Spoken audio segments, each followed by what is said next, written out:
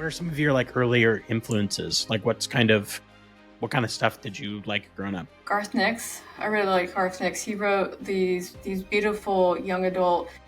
I say that like young adult is kind of like a tricky area. He wrote young adult before it got taken over by 40-year-old women. Right. But it's really good, like high dark fantasy, and discusses like kind of like death and like, dealing with death and, moving on from it. And it's got like a whole like it's a beautiful magic system as well. If you like magic systems, Mm-hmm.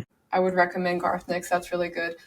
I actually read a lot of Stephen King when I was a teenager, but the reason I read a lot of Stephen King is because when I was growing up, my parents were really particular about what television that I was going to watch, Mm-hmm. because they were like, we're not going to let you watch this garbage, not knowing that the internet would become the garbage. Right. Yeah. I didn't watch a lot of it, and I lived out in the middle of a farm area, so I didn't really have a lot in terms of entertainment. I didn't have friends, couldn't go anywhere, so I read a lot. And I think I read, like, at the time, Stephen King had like 52 books out. I read all 52 books at that point. Wow. Yeah, and then after that, I went to the library and I asked the librarian, it's like, this is what I like to read. What shelf am I starting on? And so I just started working my way through the entire library at that point. Yeah. But yeah, Garth Nix has got like a soft place for me. Yeah. Yeah, I love all that. I've said this a bunch of times, so everyone knows this, but I when I was that like 8 to 12, that was when like the Lord of the Rings movies came out and Star Wars, the prequels came out, and X-Men and like all of those, like Pokemon started and Yu-Gi-Oh! And everything. So I was just destined for nerddom. Like I just couldn't get away from it for sure. Yeah, I remember I read Lord of the Rings before the movies came out, because I knew that they were based off of books, but then when the film was going to come out, I was like, I might as well read what I'm about to go watch, right? Yeah. And I remember it was so funny because my dad had read them too. And he didn't tell me anything. But at one point, like I was like sitting there with like this far off look in my face. And he was like, do you not like it? And I was like, I don't know, Dad. Like I just got past like the 10 pages of history about the tree. And then I just got past the 5 pages of the song about the tree. And now we're doing 2 pages of speaking like trees. Like, I think I'm done. Yeah. Yeah. Yeah. I remember I was 12 when my dad took me to see Fellowship with my older brother. And I remember I was 12 because my brother exclaimed to the theater, Dad, he's not 13, to the whole, but I remember going to that and being totally blown away. And then I immediately went and got the other 2 and read them like immediately, like without putting them down. And so that I think kind of sealed the deal for sure. Yeah, he did such a good job because Tolkienese, right? We all know like why the book was written, and the whole reason he wrote the book was because he was developing a language, and the only reason you can have language is if there's culture and history and whatnot behind it, which is why there's like what we would call info dumping, right? There's a whole bunch of that in there, but it's to give his language that body that it would otherwise lack. So if you read it knowing that, it's beautiful. If you're reading it not knowing that, you're gonna like sit there wondering why we're still on page 10 of talking about trees. Yeah. Yeah, and I'm getting in the I've been slowly getting the redoing the history of Middle Earth books. Like there's like 12 of them, whatever. And I've not ever read all of those, so I'm starting to read through that. And I'm a big world building person, so I just love like all of I don't like I was the one who didn't mind that there's like 10 pages of talking about a tree. Like I just find it fascinating. But so what would you say?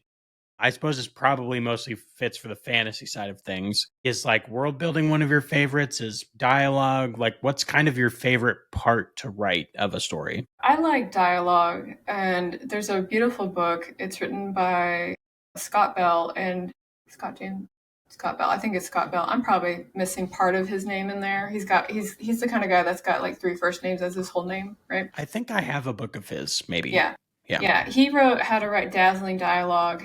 And so when I was first venturing into the writing craft and I realized that I wasn't hot shit when it came to writing, I was like, maybe I should read what other people have to say about it, right? And just maybe get something from that.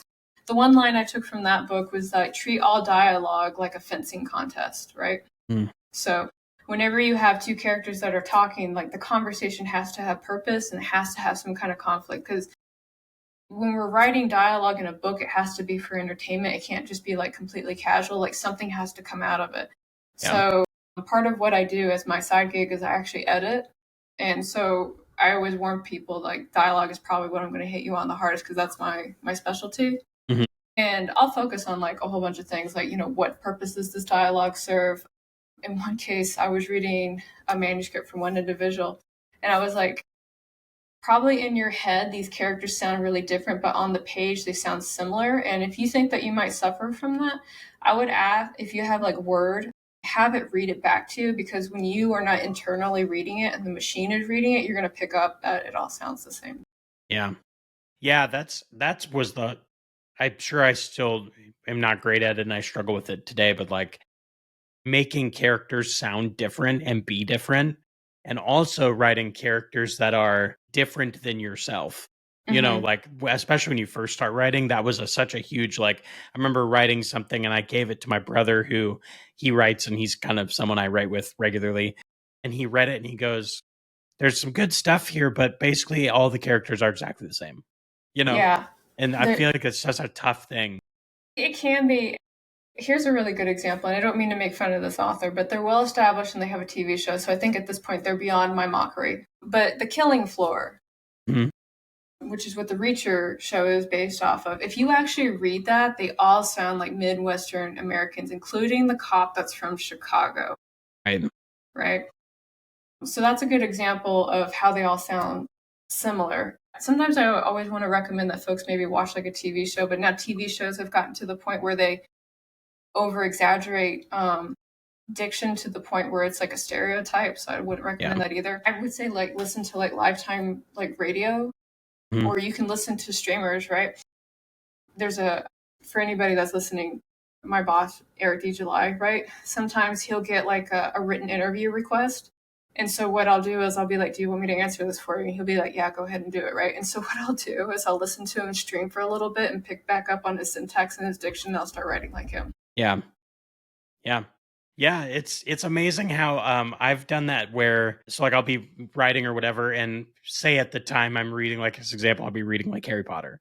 Then all of a sudden my writing starts sounding like Harry Potter, and then you start reading something else and then it like morphs. So I've gone back and like read my stuff I've written, and I'm like, oh, this, I can tell what that book I was reading when I wrote this part of the story. Yeah. Yeah. That can be fun to do if you're writing like different POVs from a first person point of view, because obviously everybody's going to think differently. Six of Crows actually did that beautifully. It was like multiple POVs, and even like the narration, even though it was third person, was still told from like the standpoint of the person that it was with, and I thought that was beautiful. Yeah. There's a lot of great, like, one I read or saw something about like a really great writing exercise is to take a classic book, like something like Lord of the Rings or something that you want to kind of learn to write like, and just transcribe it like in a notebook, just to like, so you can basically feel what it's like to write something like that. Yeah. So I think it's pretty cool. That would be good. I would do that.